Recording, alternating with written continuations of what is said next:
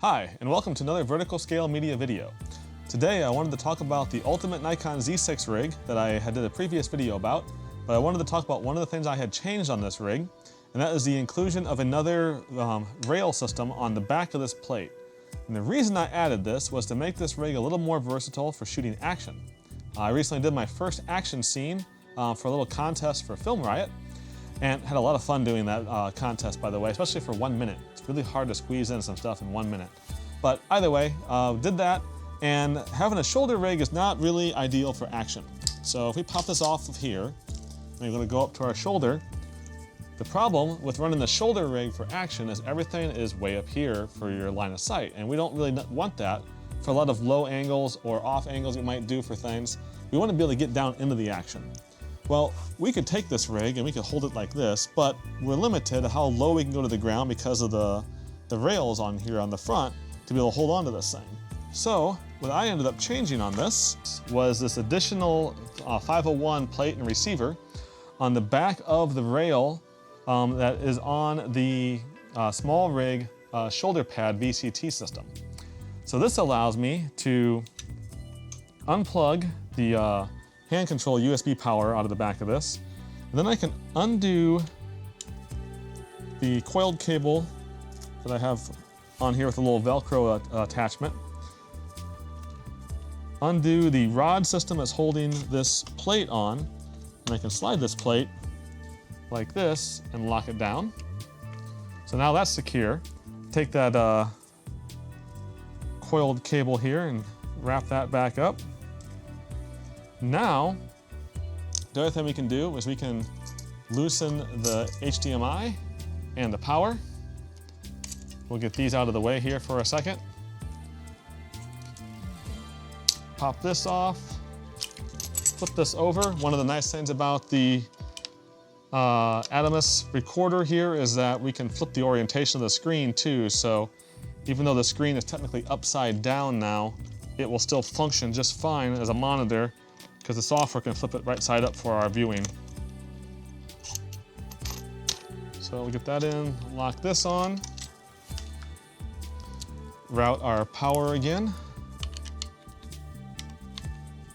and the HDMI cable.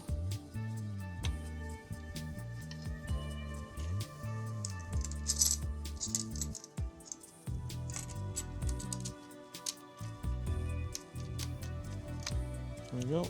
Lock down a little protector for it.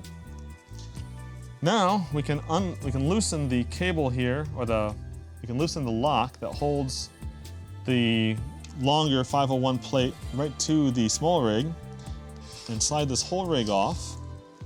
Now we have a very compact, very low capable rig here, because we can get way down to the ground now, just a quarter of an inch off the ground for low shots. One of the things I did when I shot the action scene is I actually rested the loops back here for the rods. Actually rested it on my belt. I'm able to get a lot of shots in here really quick with that. I also ended up moving this here. I don't have a quick release for this yet, but I ended up moving this up to a magic arm that went over here, so I still had control over that. So I could rest here and get another position to actually mount this and keep it stable. Still control focus, and then get down here for this. So this made it very nice and compact to be able to move around, get down low for low angles, and do an action scene where the shoulder rig would not have been ideal for that. But when I am on, I keep forgetting this lens hood doesn't fit on there quite right. But when I'm on for shoulder rig, I prefer the battery to be in an upward orientation. This has better balance, and I can also see the back of the screen here a lot better on the actual Nikon. Where here, you can't see the Nikon screen too much, but if you want to get everything pretty well known where it's at, I don't use the touchscreen on this. This is all disabled. I prefer actually using the top window finder here for most of my stuff I have to change settings for. And then everything else, since I'm shooting an N-Log and 10-bit, it's all here on the Atomos anyway, so this is pretty much set it, forget it. Maybe have to change white balance every now and then. So, like I said, just wanted to give you a brief update on one of the things I found really handy to add to this rig. Already was loving it, but I think this plate was like $15 if I recall. and that made a world of difference to be able to make this thing a lot more versatile. And then this flipping this screen around, made it so much better to be able to do action with this thing. And the last thing I wanted to touch on too is that I picked up a Rode Wireless Go set. I have this run into an external recorder.